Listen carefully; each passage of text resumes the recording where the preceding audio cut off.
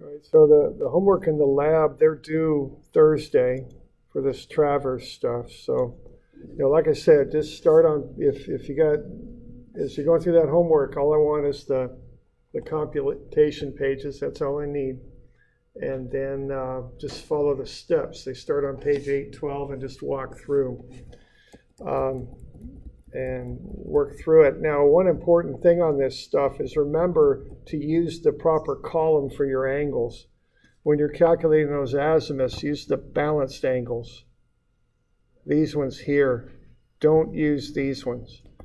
So as soon as I'm done with those, I cross them out on my calc sheet there, because that way I don't use them. But you'll be kind of close on your answers, but they'll be off. So just be sure that you're using the proper column for that stuff, okay? Now, all right, and so that's due Thursday, those two problems in the lab. Now, as far as the lab goes, why don't you get with your crews for a minute? I mean, we're a bit short of people here right now, but I guess that's just kind of what it is. But get with your crews for a second. And are there questions on the lab as far as how that goes? Because what I want y'all to do is I want y'all to get that stuff lined out amongst your labs so you're all using the same angles. So for starters, figure out your average angles if you haven't already. As a crew, figure out what those average angles are. So why don't you start with that?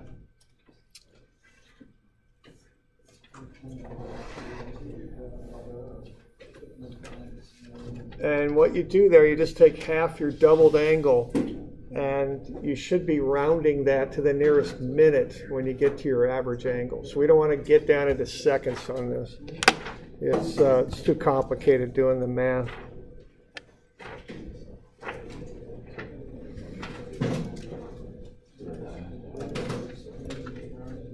So everybody ought to do their own set of notes on this with a map and a north arrow and all that.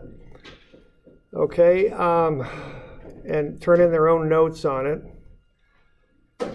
Now, okay, so the next thing to do then is to get on that calculation sheet, this one, and you're going to fill out the left like that, plus put in your letter, A, B, C, D, E, F, G, whatever one you had there. And then fill in your balanced angles here. Those are that's kind of the important thing here is, this is the column you're going to use to do all your adjustments. And you're given that the azimuth from 1 to 2 is 0, okay?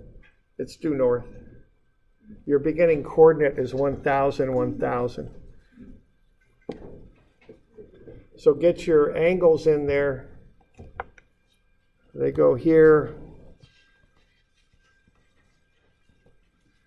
And then the balanced angles go there. That's the ones you're going to use. So that column can go away. And then the distances go between the points. That's how I do it, okay? And then from there, you just do a set of balanced angles. Or excuse me, do a set of calculations. Okay? And I don't think we'll do this all today because I want to cover some other stuff. But I want to just get you started so everyone's kind of doing it the same way. Every crew will do it as a group. Well, every crew should have the same numbers now. If we all start with the same angles, same distances. Okay? So, we good with that? Got any questions on that bit?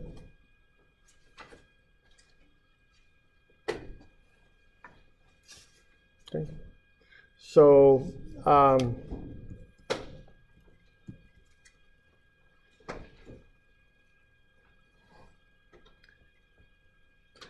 you're going to turn in a set of notes. Each individual turns in their own set of notes. There's 865, there's a blank note sheet. And then each individual should turn in a traverse computation sheet, 868, with the traverse adjusted calcs on it. You should come up with your, the same, you should come up with coordinates. So we should have coordinates on those points. So your starting azimuth is 0 degrees, 0 minutes from 1 to 2. and your northern and eastern starting coordinate is 1,000, 1,000. Okay? So we got any questions on that? We're doing okay?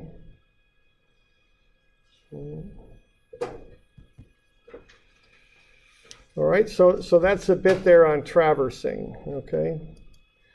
And as I was saying, that is a control survey, okay? That's a survey where you're doubling up the angles, getting everything in there just right, and having redundant measurements and going through all these adjustments to get it perfect, so to speak.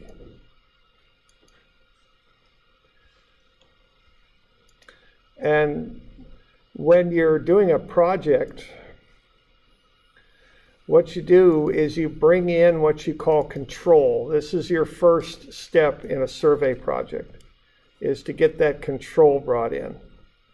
So typically what that involves is level looping through your project, so you've got points of known elevation that have been adjusted that you can go to, and then doing a traverse through your project, so you've got points of known coordinate that you can go to. So now you've got this kind of this reference system that runs through your traverse, okay? And you can then, or that runs through your project, you can get to that to set other points now, okay? So if you want to, let's say, make a map of where you're working, you can put the instrument now on a known control point, a point that you know. You can back sight, look back at another known control point. Then you can turn an angle and shoot a distance and start mapping points. And you'll be able to figure out the coordinates of the points you shoot in, okay? And this is done using something called coordinate geometry, commonly called COGO. That's what they used to call this. I don't know if they still make such a big deal out of it. Yeah, question? Yeah, I think so. So I guess that name's stuck.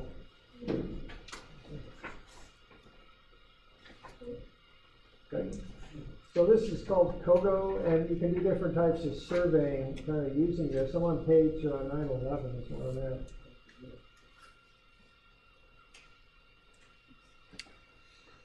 So if you're going to do a project, you know, the first thing you do is you set your control. So the control elevations is done using a level loop. For a local project, normally you've got what are called TBMs, temporary benchmarks in there for that. And then your horizontal control is done by traversing. It could be done by GPS surveying too. Okay, and then from there we work off of our control to do some other things. So if we got our project we're working on here, I'm on page 914. Step number one is to run a traverse through there or some type of control survey and get these known points in here. So now I got control points around my project. And so those are points you're going to use to shoot off of to get other points established.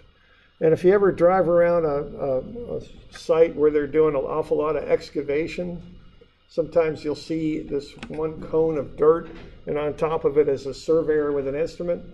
What's going on there's a couple of things. One is they're nice and high, so they can see all the points in the project. But the other thing that could have happened there is they could have set that control point on the original ground, and then the excavators start going around, and they just kind of dig around that one surveyor, so the surveyor's still got the control point to work off of. Even though they've dug 10 feet of dirt out of there, they still leave that little cone, that little mountain there for the surveyor to be sitting on.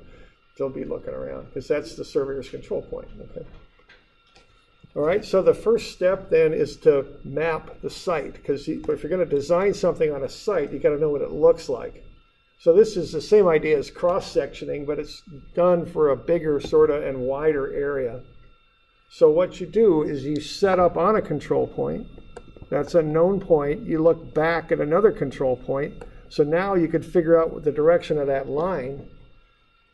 And then you know where you are, you know which way you're looking. You can start turning an angle and shooting a distance to points on your site.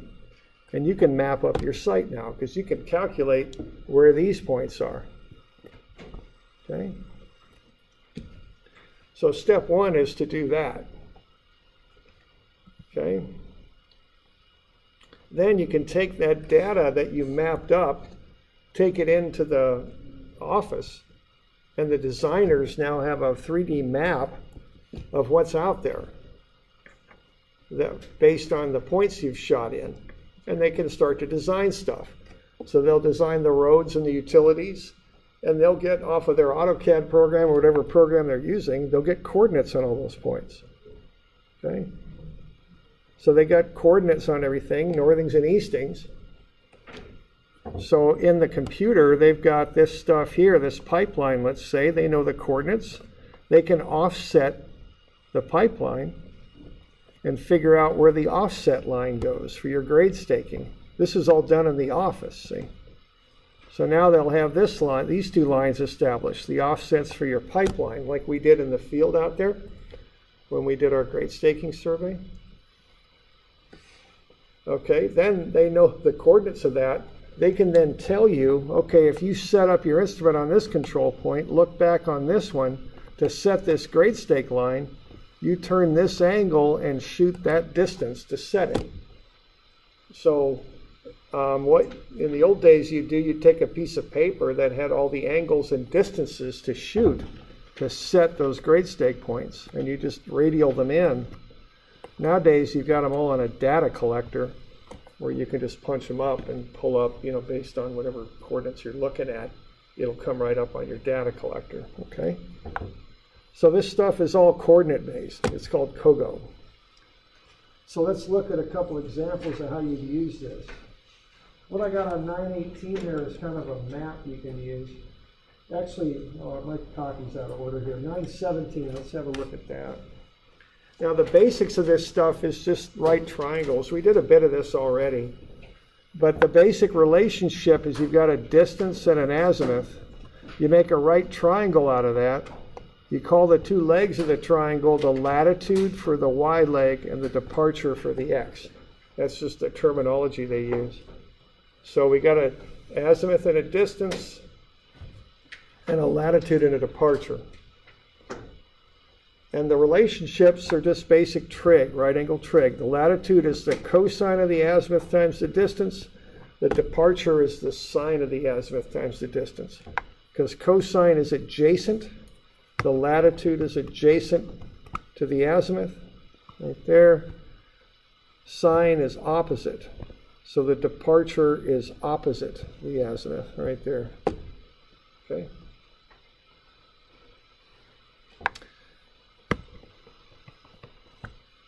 All right, now if you know the coordinates of 2 points, you can subtract northing A from northing B. That'll get you delta Y. You can subtract easting A from easting B. That'll get you delta X. So if you got coordinates on points, what you can do is do a little bit of subtraction there. Get the two sides of that right triangle. To find the total distance between the 2 points, then you just square the two sides and add them up, take the square root, theorem of Pythagoras. To find the azimuth between the 2 points, you do an inverse tangent. Arctan on your calculator, it might be marked tangent to the -1, and you use delta x, which is the departure, over delta y, which is the latitude. Okay. So those are the basic relationships. If you got an angle and a distance, you use the basic trig to get the latitude and departure. If you've got the coordinates, you just subtract to find the latitude and departure. Theorem of Pythagoras gets you the distance, and an inverse tangent will get you the azimuth. Okay. So why don't we look at an example here? So let's say we're in the office here and we've got 2 points. These are control points. We've got A and C. Let's find the azimuth from C to A and the distance from C to A. Okay. All right. So the northings and eastings are shown there. I just stack the numbers one atop the other. So I got 789, 432. That's the northing and easting of A. I subtract off 774 and 374. And what I get is 15 and 58. So what I've just done there is I've made that diagonal line from C to A into a hypotenuse of a triangle, like so. And then I've made that into a right triangle, and I found that this side is 15 and this other side is 58. So if I take the square root of the sum of the squares, I get 59.91. And then if I do an arctangent, or a tan to the -1, might be what you've got on your calculator, either one, whatever you want to call it, inverse tangent they call it. That'll be the tangent of 58 over 15. That comes out to be 75.49983. 75 degrees plus 0.49983 times 60 minutes. Rounded to the minute, that back azimuth there is 75 degrees 30 minutes. Okay. So normally what comes out of a calculator is a decimal degree. I got to convert that to a DMS degree by taking the decimal portion times 60. Okay.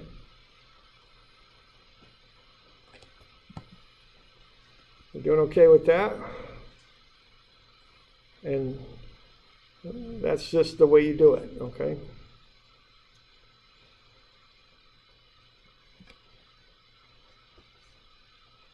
So you too can do this. Why don't you find the azimuth and distance from C to B? That's on page 918.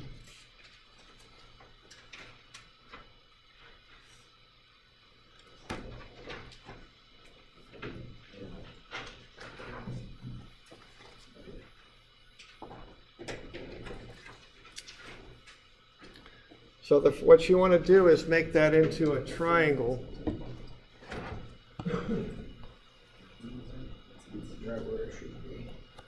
Is it 918 might be out of order.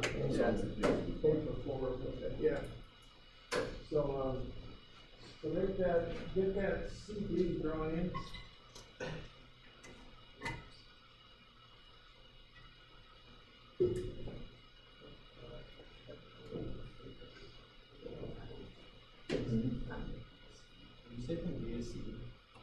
Yeah, we want to go from C to B. C to B is what we want to do. And keep that in mind that, you know,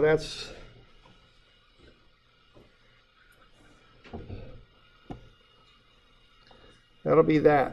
Okay, we're going that direction.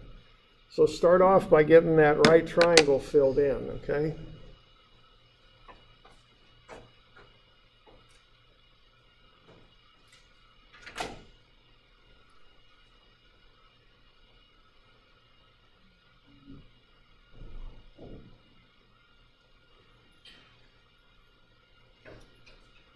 So get the sides. So you're going to get the difference in the coordinates, the difference in the x's and the difference in the y.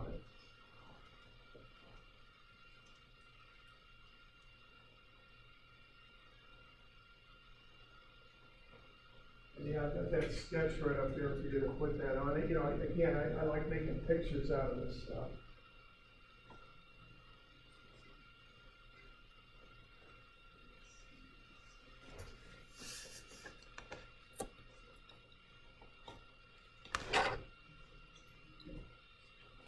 Okay. So look at those coordinates as given and find what that distance is and what that distance is. That's what we want to do.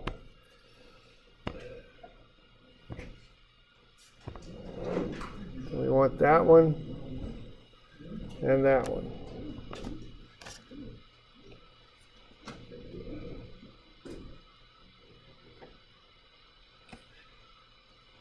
And then once you've got that, do the trig and the theorem of Pythagoras on it. Okay?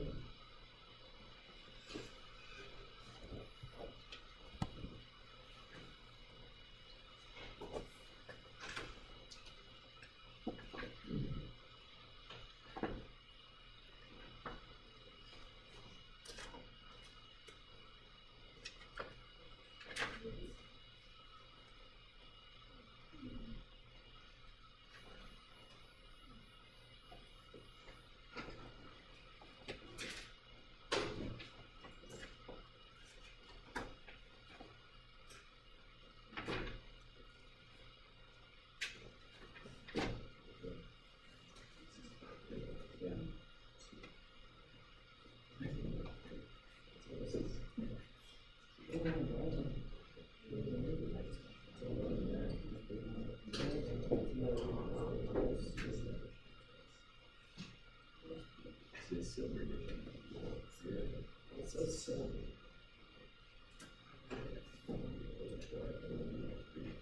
subtract off the x's and the y's, and you ought to come up with those distances. Remember, the y's come first on this stuff. And what you do, you take b and subtract off a from it. That's how you go from, or excuse me, b and subtract c off from it. That's how you go from c to b. You would take b and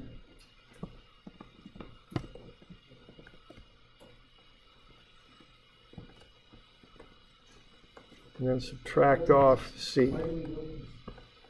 It's just mathematically, it just works better. I want to go from C to B is what I want to do. Yeah, because we're going left and down. So that's really what we want. That's what most accurately kind of describes what's happening here. So that's why we do it, to get the numbers going the right direction.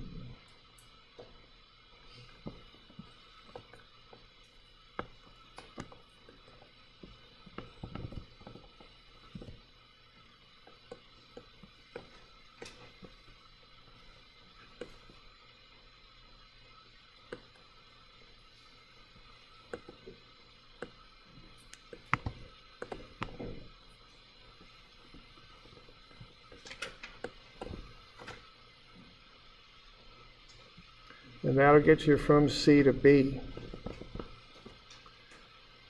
So is that minus 101 and 20? Okay. That's how you get from C to B. Because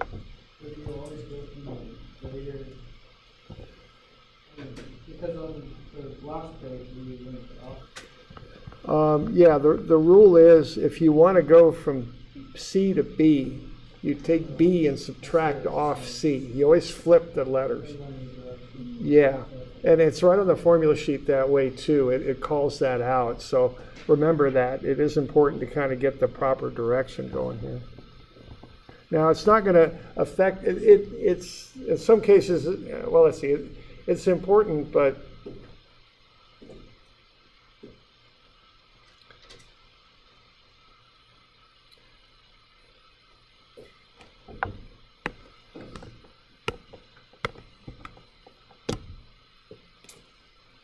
all right, so if you want to find that distance, then it's just theorem of Pythagoras.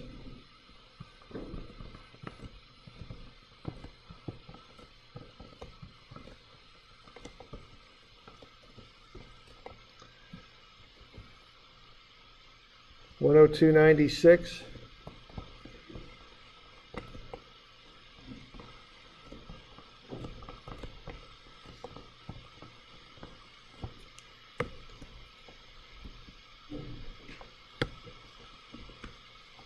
Everybody all right with that?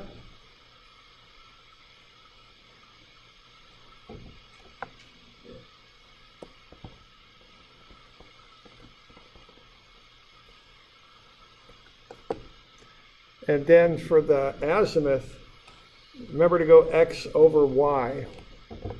Now the minus 20 and the minus 101, they're going to cancel out, okay? And so you're going to get 20 over 101. The two negatives cancel.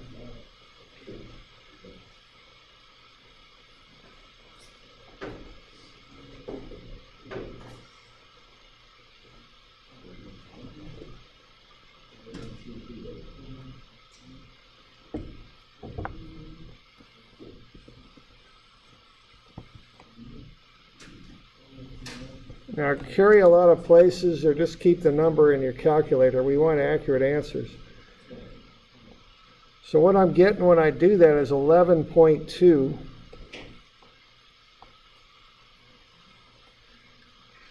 Okay, so that's 11 degrees plus 0.2 times 60, right?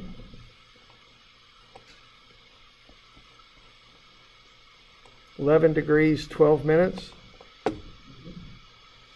Y'all okay with that? We got any questions on the chain of what we're doing here?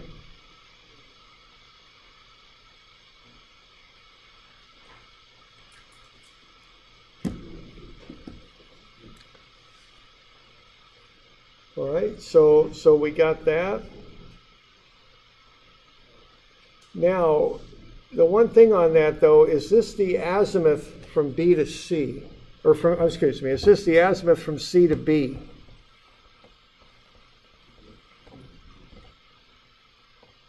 Is that the right azimuth going from C to B? Yeah, it ain't, is it? I mean, you got to look at these because, see, there's two possible angles that'll meet that tangent, and they're 180 degrees apart. See, that's coming out to be 11 degrees, 12 minutes. See, that's going this way. You with me there? That's going northeast.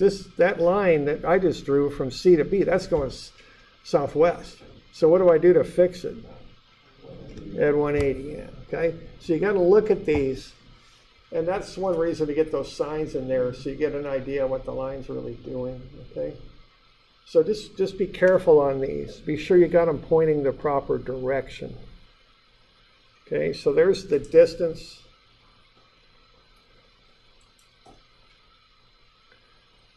And then the azimuth is like that, but we want to fix the azimuth.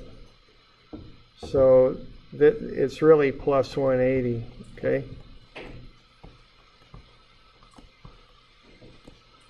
So it's 191.12 is what it is.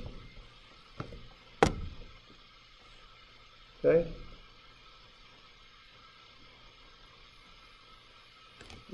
Y'all got that? Do we got any questions on that?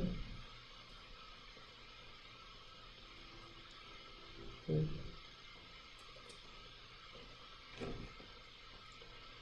Okay.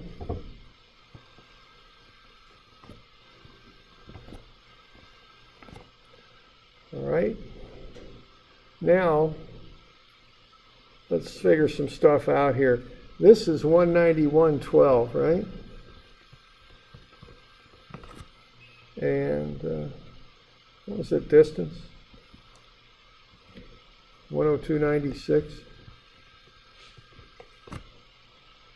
What was this other line? Was it 75.30 or something? I can't remember. What was it?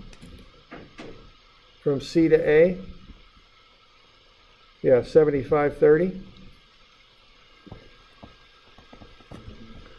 See, you know, if you got these points on your computer, you got the coordinates on them. All right, you know, and that's one thing to have that, because, you know, if you're in AutoCAD or whatever the heck you're in, Civil 3D or, you know, whatever you're working in, you got coordinates on these points. See, you can just click on them and find the coordinate. But when you're out in the field, you know, you don't know about these coordinates. You're just out in the field.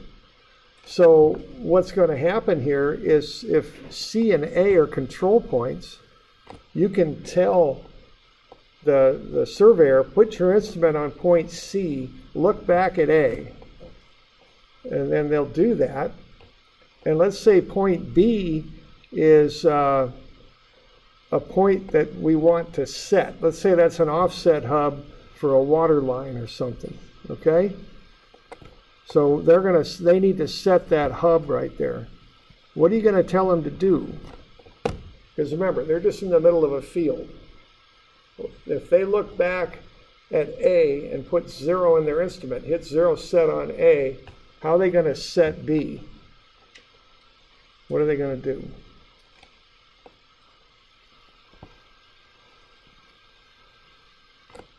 They're going to turn an angle, and they're going to shoot a distance. That's how they're going to set that point, see? Kind of like what we were doing when we did that grade staking.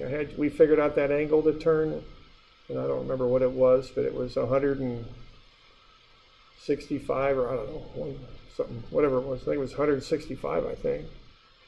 You're going to tell them to turn an angle. What angle are they going to turn to get that point set?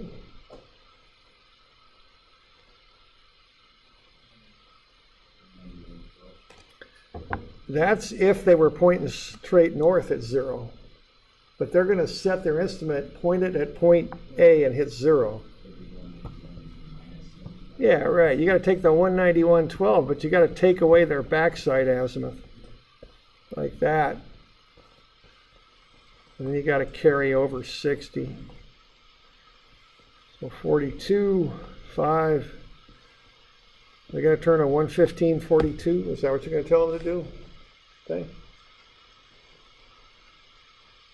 And then you're going to tell them to shoot a 102.96. So what they're going to do, they're going to look back at A, they're going to hit 0 set, then they're going to turn right and use that tangent screw and dial in 115, 42. They'll look down that line, they'll send somebody out there with a prism and they'll guess the distance, they'll shoot it, and if on that first shot, let's say they shoot 101 flat, they'll say go back 196.